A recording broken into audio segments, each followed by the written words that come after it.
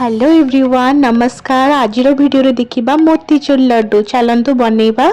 प्रथमे मु गोटे मेजरिंग कप रे बेसन मापिकी नहीं गली।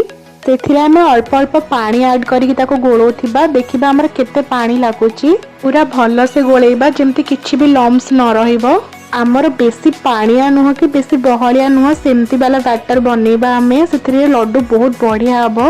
यदि आपण माने बैटरटा बहुत सुंदर बनै देबे ताले बूंदी बहुत ही बढ़िया बनिबो। देखंतु हमर एटी बैटर पूरा रेडी हे गला। एबे आमे गोटे तेल गरम कर देबा गोटे कढ़ाई रे।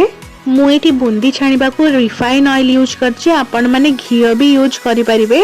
मु एटी गोटे चम्मच सहायता रे एम्ति पकोड़ी शेप रो पकेई देली। प्रथमे एटी तेल को मीडियम फ्लेम रे रखी करिवे नहले भीतर सिजिबनी सेटा। देखिबे जेतबेले पकुड़ीटा ए कलर हेतिबो ताकू बाहर करि देबे। आउ हां जदि आपण माने मो चैनल रे नुआ थेबे प्लीज सब्सक्राइब कर देबे।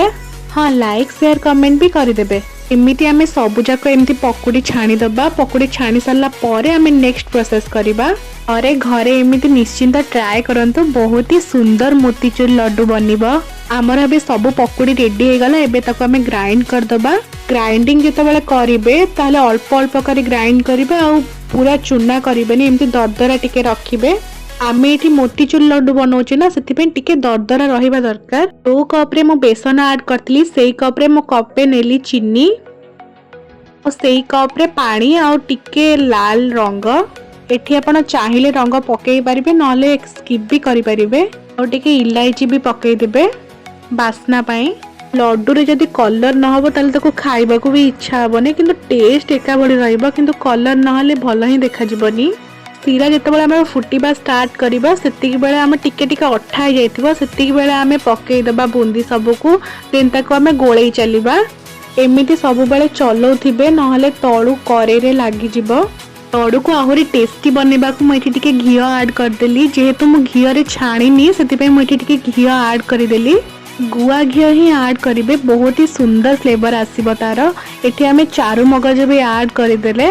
आपण माने जदि चाहिबे ताहले पिस्ता की काजू भी ऐड करि परिबे। मैं एठी केवल मगज ऐड करिछि। एठी मु 10 मिनिट छाड़ी देइथिली ठंडा हबा को। पूरा ठंडा हैनी टिके टिके उषुम थिबो। आपण माने करिवे लड्डू बहुत ही सुंदर बनिबो। आपण माने जदि एम्ति पूरा मेजरमेंट करिके करिवे ताहले लड्डूटी बहुत ही सुंदर बनिबो। आपण मानक भीतर जदि किए भी लड्डू बनाउचंती ए वीडियो को देखिकी ताले मते कहइबे कमेंट करी जणेबे लड्डू केमती बनिला। किनी के आनिबा अपेक्षा घरे बने की खाइबे पूरा परफेक्ट लागिबो। एमिति नुआ नुआ रेसिपी देखिबा पाए मो चैनल को प्लीज सब्सक्राइब करबा को भूलिबेनी। देखंतु मैं गोटे लड्डू को भांगी की भी देखौची। देखंतु भीतर भी केते सुंदर लागुची और खाइबा को भी सेते टेस्टी लागिबो। केते कम बेसन यूज करथिली केते गुडे लड्डू बनिची देखंतु।